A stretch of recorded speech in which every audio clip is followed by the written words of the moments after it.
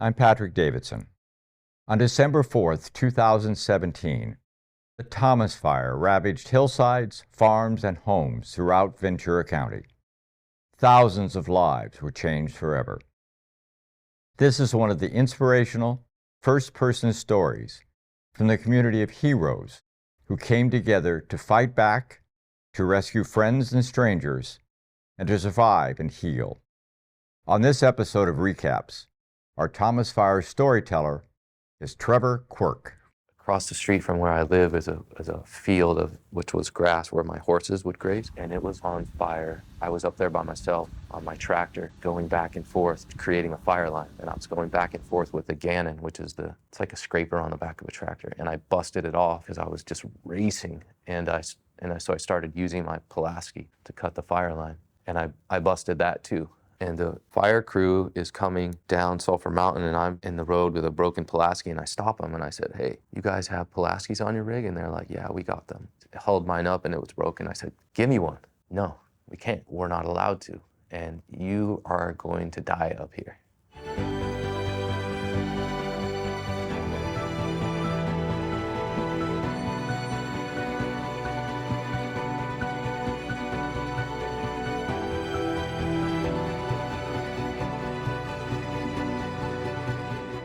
My name is Trevor Quirk, and I live on Sulphur Mountain Road in Upper Ojai, and I've lived there since 2006. The place that my wife and I purchased on Sulphur Mountain Road was old ranch, and it was pretty dilapidated.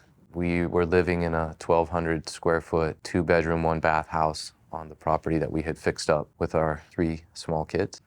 And it was pretty tight. My kids are 9, 7, and 5. And so we had 2 in bunk beds and the 5-year-old still in kind of like one of those crib type beds in our room. And we had been saving money and working to rebuild what was like the main house, but it was totally dilapidated. And we finished it 3 weeks before the fire. So we're in that house on the Monday evening, and I'm sitting at the dinner table with my kids and my wife, and my neighbor calls. Her name is Tina. Tina is 92 or 3. She lives at the very top of Sulphur Mountain where the Doppler radar is, but just a really awesome lady. She says, "Trevor, have you looked out your window?" And I said, "No, what's going on, Tina?" She goes, "Well, you need to look out your window." And I opened the door and I saw the red glow coming from the Santa Paula area, and it was windy. And I, fortuitously, had fought forest fires in college on a hand crew. And I knew that this was going to be a problem because it was really the perfect storm. Previous years, we were in an extreme drought, right? And then we got 1 year of really good water, which led to a lot of grasses and a lot of new growth. And then this was in December when the fire hit, but that period, we were in another bad drought. And so all of the stuff that had grown in the spring was dried out, and there was a lot of fuel around. And not only that, the county had been doing a lot of road maintenance, especially where we lived, and clearing trees and things like that. And so there was a lot of dry fuel on the ground. What were the winds? 40, 50 miles an hour at that time? Really, really bad winds. So it was the perfect storm. I said, "Thanks, Tina." And I did what probably a lot of people did, and I went immediately to the internet. And I put in fire Santa Paula or something to that effect. I don't know. And I found it on Twitter, rapid moving fire, out of control. And I told my wife, "We're leaving. Don't tell the kids," because I didn't want my kids to panic and be scared. And I said, "We're gonna leave. Pack your stuff." I called my folks and I said, "Hey, Alethea," that's my wife, "is gonna come down with the kids." And they said, "Okay." I had my kids take showers and get in their pajamas and act like nothing was wrong, you know? And we were getting them into the car. Their bedtime is 8, and I want to say it's right around their bedtime. "Why are we going, Daddy?" And I said, "You need to go to your grandparents." Right as they're getting into the car, my neighbor, we don't really have neighbors, but the person living next to me, you could hear a honking from the road, and I just heard this honking and screaming. That set my kids off, you know. My daughter starts crying, and my son, who's 9, was not okay. "What's going on, Dad? Tell me what's going on." About 30 seconds later, the search and rescue people come, and they were not calm, let's just say that, to say the least. The opposite of calm, which set everyone into a frenzy. And I told my wife, I said, look,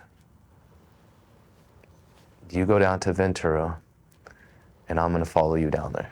I'll be down there. I lied to her. So I stayed behind during the fire. She leaves and I call my friend from high school who is a fire captain in Burbank. His name is Ryan Weber, and he is the one who got me into firefighting in college. I call him Webb. I said, hey, Webb, what do you know about this fire? He goes, I'm on my way. So he shows up at my house, and he starts helping me clear things away from my house so that it's not gonna burn down. And we start listening to the radio traffic because he has his radio.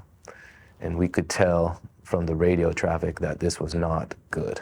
The fire was moving at an acre a second. The planes and the helicopters were grounded because of the wind. They couldn't get the resources in from the Santa Paula side because it was cut off. The upper Ojai and Ojai Valley was evacuating out. And we hear that there's another, they called it a spot fire, that went on Königstein Road. So that's how I knew there were two separate fires. And it must have been about, I want to say 1 or 2 in the morning, and Ryan had to leave because of work obligations. He's a fireman, and he couldn't stay with me, obviously. And so I continue doing the things around my house, clearing it. I stay up all night, and I am waiting at the base of Sulphur Mountain Road and the 150 for the fire. Right about as the sun was coming up, the fire hits Sulphur Mountain Road and the 150. And I was helping a neighbor at that time do we were trying to clear, you know, the planters and the benches and anything wood that you have around the exterior house, because you could barely see. You ever had like a sparkler at the 4th of July and it sets off it's like that, but a million times, just coming at your face and hitting you. We didn't, it was really intense. And I see a lady and her daughter in the road. And I'm like, this is not good, you know, because the fire is on one side of the road and it's skipping over, and there's a house on the other side that's burning up, and they're in the middle of the road, and I'm thinking, I'm not supposed to be there. So I pull up to him and I said, what the are you doing? You know, you're not supposed to be in the middle of the road in a fire. And the girl's a young girl. She looks at me and she can't talk and she's crying. And the mom, beautiful lady, has like a flip phone in her hand, and she was flipping it like this. And I said, get in my truck. And so they got in my truck, and I told them, I said, I looked at the girl, she's in the back. I said, where's your dad? She's like, he's looking for the dogs. And I'm like, where are you? Where are the dogs? Where are you from? Or something to that effect. And then she points up the road. There were just houses engulfed. We couldn't go back in there. And I look at the mom. I said, call your husband. And my phone's dead. I can't call him. Do you have a charger? And I have an iPhone, not a flip phone, right? I said, look, you guys are staying with me, but I'm not leaving up here. And by that time, the fire had jumped the 150 and was starting to go up the mountain. And I live up the mountain. And so I thought to myself, I started thinking about Tina and Bill as her husband. I thought to myself about them. I said, look, I need to go to my neighbor's house. So I race up Sulphur Mountain and I get to Bill and Tina's house. They are outside. Bill has got one of those old jean jackets on. Tina's got like this bandana on covering her eyes and her face, and the fire had hit the ridge and was coming over the ridge, and they're trying to put a tractor tire on. Bill's 93, Tina's a little bit younger, but they're just salt of the earth fires. And I look at Bill and I said, Bill, you gotta get out of here. And he goes, Trevor, when the fire comes, you go home and you fight. So all he said to me, and I'm like, okay. And he goes back to trying to put the lug nuts on his tractor. And I look over in my truck, and the lady and her daughter are just hysterical. And I had known them for probably like 5 minutes, maybe a little bit more, however long, you know, not very long. And I think to myself, I got to get these women out of here because I don't want to be responsible for killing them up here. You know, I brought them into here, I got to get them out. So I drive out and I go down Sulphur Mountain, and the mountain is on fire on both sides. I pass my ranch, I get to the base, I pull into the 150 and I stop this little car racing. And I'm like, stop, where are you going? Ojai. I said, you're taking these two ladies with you. And they left. I turn around, I go back up to my ranch, and who's sitting in my driveway? Bill Key on his tractor.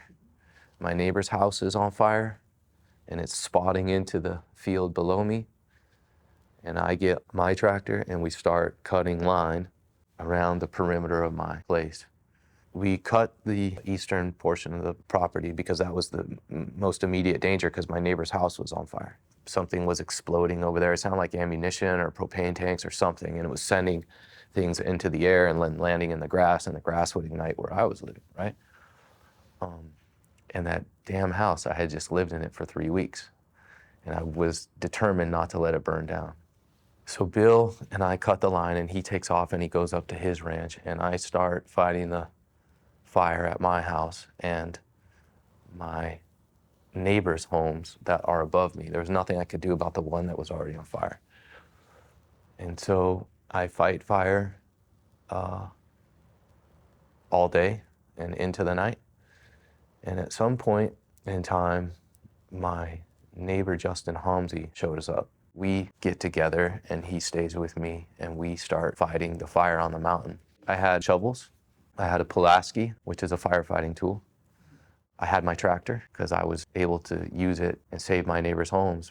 We saved 1, 2, 3, 4 of our neighbors' homes by cutting line around it multiple times. So the fire came through really quickly. Initially, took out all the underbrush, and then started the bases of the oak trees on fire. And what would happen was they would fall down, big 100-year-old trees or whatever. You know, the bases are humongous. They were blocking the road, so we were clearing the road. Telephone poles were on fire. We were cutting those down, cutting the lines, so we could have access up and down Sulphur Mountain Road.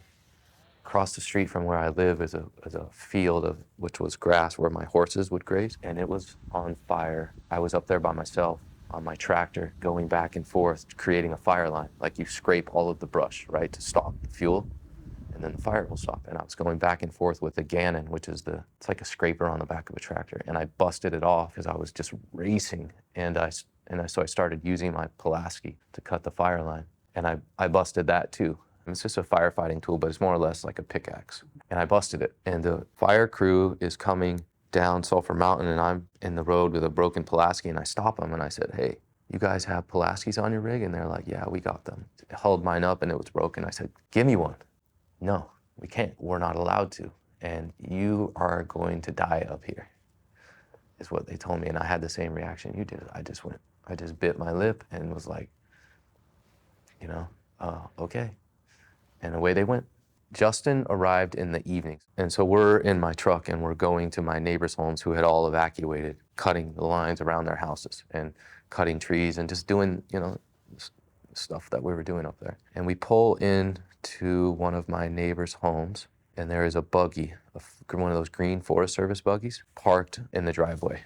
And there's 2 guys sleeping underneath the buggy. And it was late in the evening. It was probably 2 or 3 in the morning or something. And I look at Justin, and I remembered being on the fire line. You would serve like 14 days straight. And you would just get so tired that you would sleep like wherever. It didn't matter. You just stop and you sleep. And that's, I'm sure, how these guys felt. And I said to Justin, I go, let's make them breakfast in the morning. Yeah, we had stayed up all night. And so it was a couple hours later. We had no power, no water. We were using like water tanks. I did have gas because it's propane up there. And so we get my camping stuff out and we're making these campfire coffee. And we have bread and we're grilling it on the propane, And we make some toast and coffee, and we go to bring it up to them, and they were gone. They left. And so I said, Justin, I go, let's get on Facebook. let's just organize a pancake breakfast for whoever is left up here. And that was the birth of the relief movement. It started right then. So we put it on Facebook. I said, hey, Upper Ojai, who's still up here? We're having a pancake breakfast at the summit. Bring whatever you have. And I had I have a welder that has a generator on it, so I brought that. I just brought whatever I had in my house. And we went to the summit, and people started coming out of the woodwork and just looking like a bomb had gone off. No sleep, dirty. As soon as I put that on Facebook, people in Ventura said, we want to donate. I've got burritos. I'm going to make burritos. And they said, well, we can't get up to where you are because the roadblocks are in effect. I said, I'll meet you there. So I go down to the roadblock to meet a lady named Renee DeHesa to pick up 250 burritos that she had made somewhere, I don't know where. By the time I got there, Justin is on Facebook, and there's like 10 other cars waiting at the roadblock to give us supplies for our breakfast. And we couldn't fit it all into the back of my truck, and so we talked the sheriff or CHP who are manning the roadblocks to let one of my friends through, drive up to the summit, and we had this pancake breakfast for all of the neighbors. While we're there, more fire breaks out. We leave kind of early and cut short. We just ate really quickly and left. We fought fire all day on Sulphur Mountain Road again. And there wasn't an organized fire crew up there, but we knew some guys. We saw them at the pancake breakfast, and we kind of organized our own little Upper Ojai Fire Militia is what we called it. They were spot fires, and they were just breaking out everywhere because the oak trees were falling down and reigniting, and oil seeps were on fire. And it was just out of control. And the fire department didn't have enough resources because they were chasing the fire that was threatening other structures, right? So we fight fire all day, and we return that night to the summit late and collect our stuff, and there's just a lot of leftovers. And I knew a guy named Nick Payne who runs the Stagecoach market up there because I had met him at the YMCA. I remembered him, and I sent a message. I said, hey, Nick, we have all these leftovers from the pancake breakfast, drinks and coolers full of burritos and whatever. Do you mind if we use a portion of your market to store it? No problem, Trevor, go ahead. And so that little portion, which was supposed to be just 10 by 10 section, took over his entire parking lot because people started donating to us. Initially, we had leftover food, and we put on there who's hungry, who's up here still left, and families would respond, and we would have people go deliver food to them because they were cut off from supplies. And it just caught on faster than the fire, literally, and we were getting donations from all over the world. The locals banded together in helping us form Upper Ojai Relief. We created this snowball that was just not stopping, literally. When the roadblocks would clear, the UPS truck would arrive, and he would say, is Upper Ojai Relief here? He's like, this entire truck is for you. Because we didn't have a phone number. All we had was an area in the parking lot, and everyone knew where we were. We didn't have anything official. There were locals up there, Upper Ojai folks were like chipping in to help us in whatever we could do. And we started this database of homeowners. You would come into the station. We're here to help you. What can we help you with? Initially, it was life safety stuff. I think the first people we ever helped were a family named Dana and Phil Phillips who lost their home. And they walked in and they said, we're cold. Do you have jackets and sleeping bags? I took a picture of them, put it on Facebook, and there was people watching, just dying to help out. I would just say, just wait, give it a half hour. And a half hour later, someone would drive into the parking lot with the sleeping bags. It was amazing. It was like, I tell folks, it was like Amazon, but on steroids. It was the community responding and helping each other. We have a list of about 100 people whose homes were either totally or partially destroyed that we were helping. And we had to kind of draw boundaries of these folks that we could help. And so what we did is we said roadblock to roadblock, because we didn't want to leave the roadblocks. You would have trouble getting back up to where we were. It hit people in all different walks of life, all different fashions. And it hit the, it's like, I think any natural disaster hurts those folks who are of lesser means the worst, because they don't have the ability and the resources to, like there's a family who lost their home and they said, the hell with it, and they went to Spain for a month, right? And there's ranch hands who walked into the station and said, do you have a tent so I could sleep in it? I want to stay up here. I got horses to feed. So it affected people in all different manners. We were just lucky enough to be at the right place at the right time to help them. I spent every single day for almost 2 months with Justin. Before the fire, I had lived up on the mountain since '06, 12 years. I talked to him for maybe 2 minutes. He grew up in the home closest to my ranch. And so community always existed, but this brought people together. The fire brought people together for better or for worse.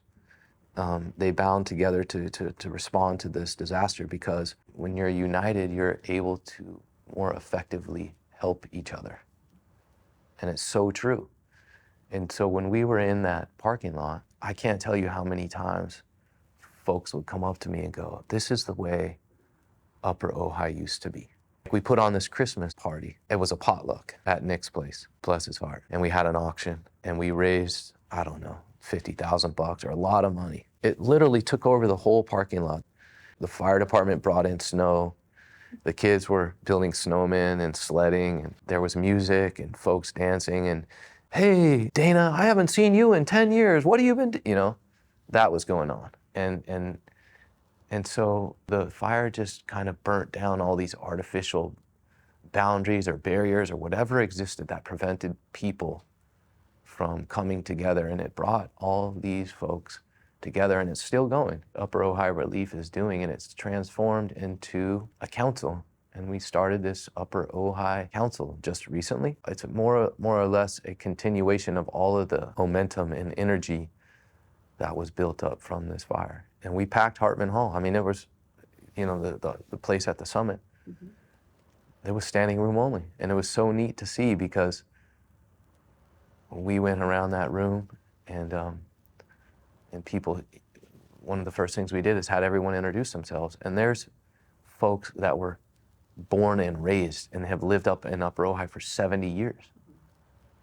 I never knew them before this fire. And I probably would have never known them but for this fire.